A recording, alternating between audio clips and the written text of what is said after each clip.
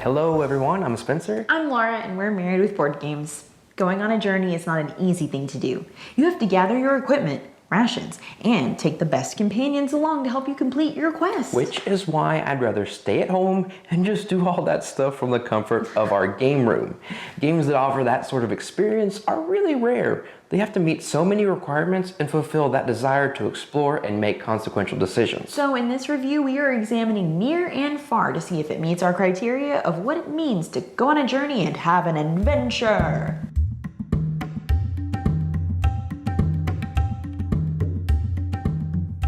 Near and Far is an adventure exploration style game from Red Raven Games. 2 to 4 wanderers will journey near and far in search of the last ruin, a city that legend says contains an artifact that will grant the greatest desires of the heart. Near and Far can be played in a variety of different modes, such as campaign mode, arcade mode, and character mode.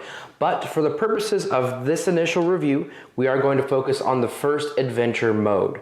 Once we play through a full campaign, we will post another review of our thoughts for that mode of play. In all modes, however, the goal is for each game to gain the most journey points.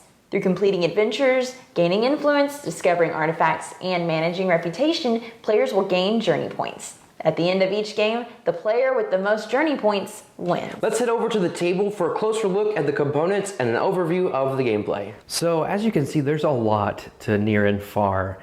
Covers the entire table, and I'm going to go through each component as best as I can and try to give you a sense of how it works into the gameplay. First thing are these player boards. There are 1 for each player, so there are 4, and there are plenty of things to do on this player board. Down here, you're going to put down your little tent tokens. You're going to cover each spot up, and you're going to be able to remove those in the game. Different ways you can put those tents down, and when the last tent is removed on one of the player boards, that triggers the end of the game. So you're definitely one of the keys to this game is putting down those tents. And each time you remove a tent, you can get a bonus, and depending on where you put it, you can acquire new resources. So those tents, those camps are really important. There are also spaces for treasure cards, for your pack birds. I'll get to those in a second. This is where you're going to put your members of your parties, and there only can be 1 member in each faction, so you got to choose wisely as who you're going to put in those factions. Up here is your health tracker, and you're going to also have a little wooden token to keep track of that. Up here is a reminder of some different concepts in the game, like this tells you your base movement is 2 spaces. This tells you if you skip a space where there's not a camp, you have to spend a heart. And this tells you that it costs 3 hearts to put down a camp. And then right here is a place you're going to put down your resources, like your gems, your coins, your food, all that kind of thing. So that's just a little overview of what the player board is used for. Each player starting out will get to have their own animal, and this will go in their party. You have your choice of either a dog or a cat, and one is not better than the other gameplay-wise. Some might argue that cats are better, or dogs. Who knows? But yeah, these are going to be your first starting member of your party. As you can see, there are 4 different colors for each different player. So you've got your 4 different sets of tents. Each player gets their own die and their own marker to keep track of their health. Way over here, each player will also pick a character. Many options to choose from. You can see that it's just a good wide variety of representations in these characters. Even the robots are represented in Near and Far. And so you're going to pick one. None of these have any benefit over the other. It's just based on how you want to represent yourself in the game. So lots and lots of choice there. My favorite is this lizard man here. Each character also has a small token that's representative of themselves, and this will be their marker for the reputation track that goes at the top of the town board, and that's how you will keep track of your reputation.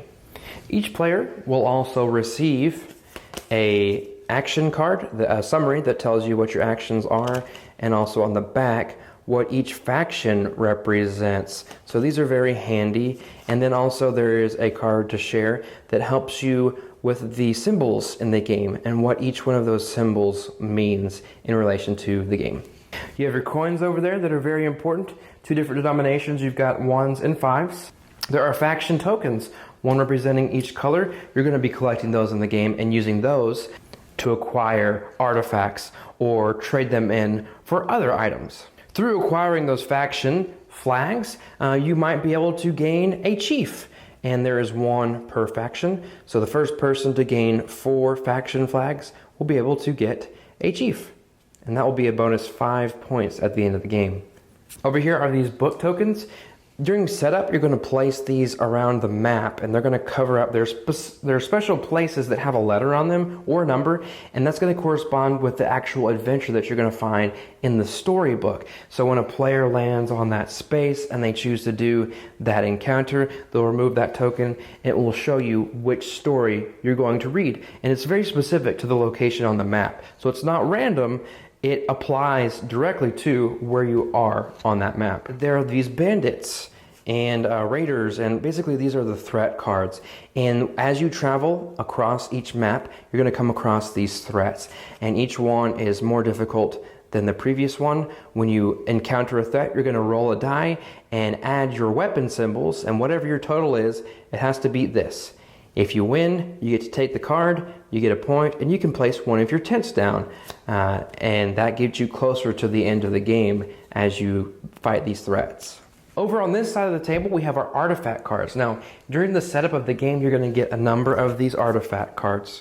And they're things that can help you. Like this adds 1 weapon symbol to your totals whenever you're doing those threat rolls, or even in a duel. That's going to help you out. Now these all have a cost that you have to pay. So in order to put this one down, you have to spend 2 coins. That's not a big deal. But for this one, you have to spend 6 coins and a yellow faction flag. And at the end of the game, they're worth points up here at the end. So for all the ones that you've purchased, you're going to add up those points, and those are going to count to your total. However, if you do not purchase these, they're going to count against you. So each one you have not purchased and that you have in your hand, you're going to have to sacrifice a point. So you definitely don't want to take more than you can. That you don't want to bite off more than you can chew, basically. And you want to make sure you can complete these so that you can get those points at the end of the game. This deck is the same thing, except they're just more advanced. They offer more points, but it's harder to get because you have to spend much more to get them. So those are the advanced artifact cards. They're still -1 point at the end of the game if you don't complete them. As you travel and have your encounters on the different spaces, you might be told to draw a card from this deck, and not at random. It's going to tell you to get a specific card. For example, this one, it's -1 to all quest rolls in the land of below.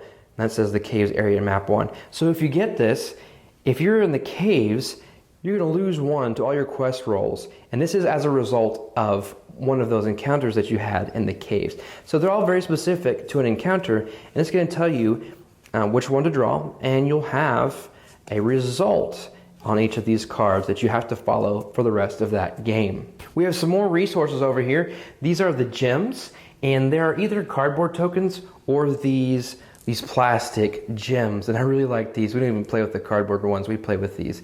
So there's some really great components that gives you a nice feel to the game. In this pile, we have food, and these are all different denominations. They still represent food, but so you've got 1 that's bread, and then you have fish, that's 3, and then, oh, I didn't grab it. Everybody's favorite, bacon, is worth 5. So definitely needs food in order to be able to buy some things in this game. This is the treasure deck, and there are different ways you're going to be able to gain these treasures, either by exploring or by in town you can go pick up a treasure, and these are items that are going to help you. The scented oil gives you +1 reputation when you visit the general store. So different things like that. Here's a shovel, here's a fire bomb, a rough map, and these are going to go here on your player board, and you have to have a pack bird to be able to carry those treasures. Pack birds, those are these guys right here. They look like giant kiwis almost, and when you gain a pack bird, They allow you to go faster and also to carry a treasure. Now on the back are these tortoises, and we haven't gotten to that yet in their basic game, so we're excited to see what a tortoise does. Up in this corner are all your adventurers that are going to be able to go on the journey with you, and they, in this game, come in this bag, and whenever it's time to replenish, you draw one out of the bag, and there it is. So here's a guy. He has 3 hearts. He has this search icon, and this is his cost. And so here's his flag, and remember, you can only have one on that blue spot, so you have to choose carefully as who you're going to put in your party. But there are a ton of these characters in this bag, and they're all very different. You've got him, and then you've got her, and then Lizard Man. Now, on the back, you can use them in above and below. So if you flip on this side, you see this familiar icon from above and below the bed. And so keep that in mind, that you can also use these above and below. But just an example of some of these characters, again, there are just a ton of these guys. Over here, you have your rule book, which is very well laid out. And then, of course, this storybook that is just filled with these different encounters based on where you're at on the map. There are just tons and tons and tons of those stories. Finally, up there in the corner are components that are going to be used in the other game modes. First, you have character cards, and these you're going to be able to use to keep track of your character and how they go through the different changes or side quests or whatnot in your campaigns. And so those are really neat to have to make sure you're keeping track of your character. Over here is what is used in an arcade mode. Now, arcade mode, you don't use the storybook. Instead, when it comes time for an encounter, you just draw one of these cards, and it gives you your choices to search or to camp, and basically it makes it a little bit of a quicker game. Also, it provides randomness when you're drawing cards instead of picking one specifically out of the book. Wow, that was a lot of stuff to go over, and we also have a lot of things to say about the game, so let's take it over and we'll tell you our thoughts. Let's begin our thoughts with our first impressions of the look of the game. We've come to expect a certain caliber of game from Red Raven Games, and in my opinion, this one doesn't disappoint. Right. The artwork, of course, is beautiful, definitely done very well, and component quality is great too. The well-made components, the thick cardboard, the good quality cards. You're getting a very good, just physical product when you buy this game. So as far as the presentation and the way the game is made, it's definitely a win in my book. I will say that, compared to Above and Below and Islebound, those color schemes, even just of the box, when I look at the Near and Far One, I was expecting something much more stark. Okay. I'll give you that. That color scheme, it made me think this was going to be a little more, like wasteland almost even. Yeah. And maybe it is as we go through the campaign and journey further across the map. Maybe we will come to that. But I can see, compared to Above and Below or Islebound, it's not as bright and colorful. Right, because where we start out in Thorn is right next to Above and Below. And so it's still that same, supposed to be that same landscape, but it kind of isn't. Yeah. So... No, I totally get it. Yeah, that's a valid point. Maybe a little more consistency. Okay. There. Let's see. So, and then tagging off of the presentation and the look of the game, what do you feel about the representation as far as the characters that you can play as? Oh, I think they're fabulous. Yeah. I love all the detail and how different each of them is. Even different races. Yeah, so would you say they're diverse? Oh, extremely. Yeah, so it's not just, a one-size-fits-all look of a particular person. There's a wide range of style of character you can play as. Definitely. So very well representative of different types of people that might be playing this game. Maybe a robot might not be playing the game. But, or like a lizard person. Yeah, you never know. So anyway, and then also not only the characters that you can play as, but the different adventurers you can recruit to be in your party. That's so true. Those are yes. so diverse too, and not only people or creatures, but there's like weird monsters with floating heads and Yeah, very there cool. were a couple that there was no connection in this region. Yeah, how does that work? Okay, well, I don't have anything else to say as far as the presentation. Do you? No. Okay, well, let's move on into gameplay. I feel like, at least let's start with the learning, the depth of the game. I personally don't feel like it was too difficult to pick up. How do you feel about that? I would say, as a person who has played the games in this universe before, no. However, if you are new to these, there's a lot going on. That's true. And so it might be best to maybe not start out with near and far. Yeah, I think you need to go Islebound to Above and Below to near and far. Yeah, because you're right. There's so many different things that you can do on your turn. Yeah, there's that definitely... you understand it a little more after having played the precursors. Yeah, definitely a lot going on, a lot to pay attention to, a lot to keep track of. Yes. So I can see why you would say that, and that's totally a valid point.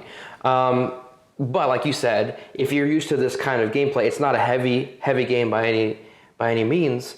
So you shouldn't have any problem picking this one up. Right. I say this because, part of what we do as Married with Board Games is we really want to try to introduce new people into the hobby. And so we are going to be playing games with people who are not that deep into those intricate games. Now, people who are watching the Dice Tower for game reviews and whatnot, you're probably a little... Yeah. Most likely you have more knowledge and are more at ease with that style of gameplay. So that's probably not anything that's directed toward you as a player. I'm just saying, this isn't going to be a game that you're going to bust out at a family get together, because family members who aren't hobby gamers not going to catch on to this one as easy as one of your standards, Right. Well, and yeah, I agree with that. And we do say that there's a lot going on. But the great thing about that is the turns themselves are very quick. There's a very good flow to this game. When you're in town, you basically do one action. You do it, it passes the next person, and it just goes bloop, bloop, bloop. There's not a lot of downtime, at least I felt like. Right. And if somebody goes adventuring, and they're able to move, and they want to move pretty far, and then they go and do an encounter. Right. That takes up a little more time. Yeah. I mean, it's nothing compared to some other games that you can do all these things on your turn. Exactly. And because of that, it gives a very good flow. And I really appreciated that. And so you mentioned going on the encounters, the stories. That storybook is back that you may or may not have enjoyed or played in Above and Below. And what I liked about this one is that some of the encounters, the stories that you go through, have lasting effects. We had an encounter where you get a card, and it's like, well, because of what happened down here in these caverns, you're now afraid of the caverns. Afraid of underground And so, spaces, I believe it basically. was for the remainder of the game, you lose a movement space underneath the caves. And so I liked that it's not just an initial payout of what the results are from the campaign or from the story. You can have lasting effects, and there's a whole deck of cards as we go further into the campaign that I'm excited to explore what some more of those lasting effects might be. Oh, exploring, huh? Yeah. Wow. Now, on the same note of those stories, it's very neat that they are unique to the places on the maps, right? Right, that's different from Above and Below, where Right. it's randomized based on the roll of a die and what particular card is up at that time. Right, but since you're actually going across, different areas of this world, You have to be particular to the region. Exactly. So your encounters underground are going to be tailored to underground. If you're near a city, it's going to be tailored to the city, which I love. It's very thematic. Extremely. But because of that, if you play the same map over and over again, You're going to do all the same stories. and you play it that way, you're gonna do the same stories because doesn't change based on each map has a set of stories Right. that go particularly with that map. Right. And it's not, you don't get to randomize throughout the book like Right. you did in Above and Below. Right. Now, obviously they thought of that, and so they've introduced this deck of cards that goes in the arcade mode that hopes to deal with that, to randomize your encounters. And that's great, and I really do appreciate that they thought of that. But it's just not the depth, the rich stories that are in that storybook. So you Right. do kind of miss that. Because it's all on one card as Right. compared to having the room of a whole page. Right. So there is that. Now we've talked about those maps. I love that whole idea, the concept of that atlas. Definitely. That it's not just one map. That you flip through that atlas. There are like As you travel across. right, That is so, and yeah. and so it's different as you go through the campaign. You're not just on the same map. It's different. You've got different locales, which again are going to affect what types of encounters you're going to have. So that's really neat. I love that atlas concept. Anything else you have to say about the atlas? No. Okay. Well, and then in Above and Below, and even Islebound, you have different characters that you bring along with you. Yes. But I like the way it works in this. You're building a party. That are gonna increase your skills. Well, yeah, they're helping you on your journey. They have something to offer. Yeah. And so you want to diversify. Diversify your portfolio. Yeah. You want different people because they all have different things to offer. Right. And so that's where the factions come in. Yeah, and so it's difficult. I find that's one of the challenges that I find really fascinating is Yeah, when you go to the saloon to go select someone. is optimizing your party to the best, make you the best adventurer that you can. Obviously the better ones are more expensive, but sometimes you can't put them down because you have enough coins, but you may have a person already in that particular slot. Right. Which decision do you make? Or when you go to the saloon, there's not even a person of that faction available. Right. And you have to spend a bread to wipe the board and get new options out there. Yeah. Now, a lot of times when we review games, we talk about, because some couples don't like confrontation when they play. Right. And I totally understand that. We don't mind it too much, but we do like to address it. First of all, I think this is great. A great couples game. Definitely. Just works great as a 2-player game. And I feel like it, from 2 to 4 players, nothing really changed. I have to disagree with you. Okay. Strategies changed from 2 to 4 players. I remember telling you this specifically because when we played just the 2 of us for the first time, Spencer really concentrated on, if you will, leveling up his adventurers in his party. We kind of started out with pretty basic people, and so we got basic people in him, but then the more skilled people started coming up, and you were going and spending your money on that. And while he was busy doing that, I was out adventuring. I was out putting my tents down. So when you're playing a 2-player game, you don't have as many people out there putting your tents down as fast as they can. But in that 4-player game, people are going in all different directions. That's true. And with those extra tents out there that you can use to skip over some of those spots and not have to spend a heart, that Good point. it changes your strategy. You're right. And so I do say, with more players, you're going to change your gameplay.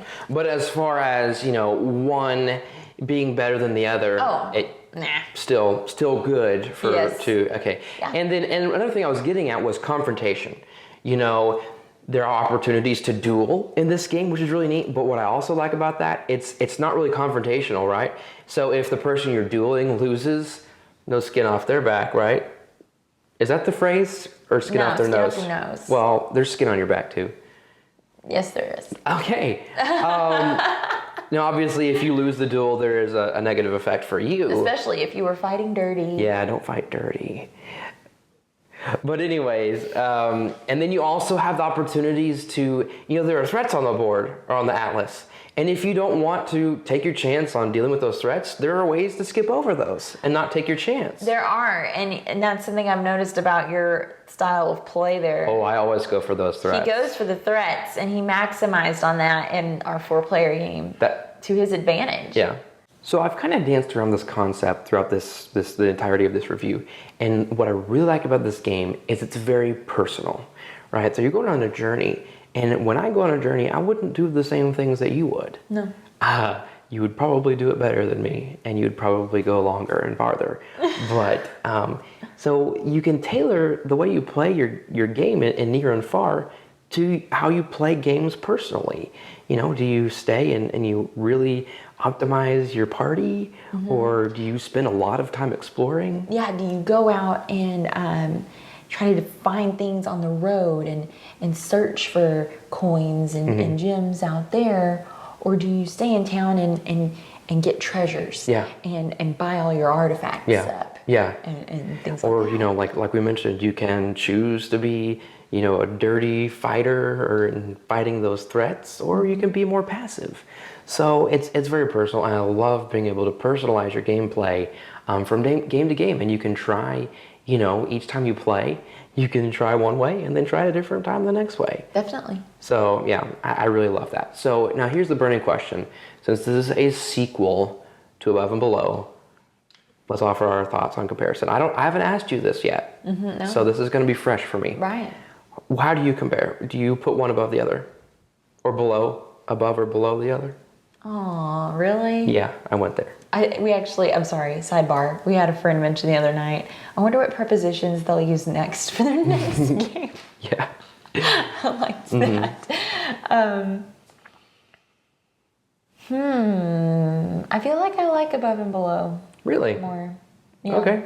So far. Yeah. We haven't tried, like you've already mentioned, we haven't even touched going into the Right. campaign mode, and that might Right. change things for me. But as a game itself. This basic game, Yeah. I like Above and Below better. Okay, well, I'm gonna go the other way. I like Near and Far better.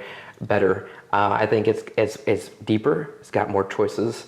Again, that more personal journey that you can take. And I love the atlas and the different standees on the people and the pack birds. Oh, the pack bird sells it for me.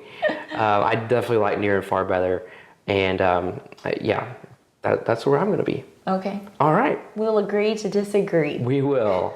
So, all that to say, Near and Far is a worthy sequel to Above and Below, and another jewel in Red Raven Games' crown of stellar board games. Too flowery? Just a tad. Near and Far is the complete package. Gorgeous artwork, well-produced components, engaging and thematic gameplay, multiple modes of play. It's all there, and if you liked Above and Below, you will find everything you loved about it and more in Near and Far. So our only concern is the stories can get to be repetitive very quickly, especially if you aren't playing campaign mode, and while there is a solution for that in the form of the arcade mode cards, they just don't provide the vivid stories that the book does. That said, we confidently rate Near and Far a 9 and stamp it with a seal of excellence. With smooth gameplay, opportunities to personalize your experience, and a rich story at your fingertips, Near and Far is a perfect match for those looking to be adventurous without wanting to leave their home. We're going to box this one up for now. Follow along with us on our social media channels as we log our campaign experience. We'd love for you to be a part of the journey. Thanks so much for watching the Dice Tower videos. Find more great videos and reviews, as well as our top-rated audio podcast at Dicetower.com. You can also find other great shows at Dicetowernetwork.com. I'm Eric Summerer, and you've been watching The Dice Tower. The Dice Tower is sponsored by Cool Stuff Inc., where you can find great games for great prices. Cool stuff in stock. Check them out at CoolStuffInc.com.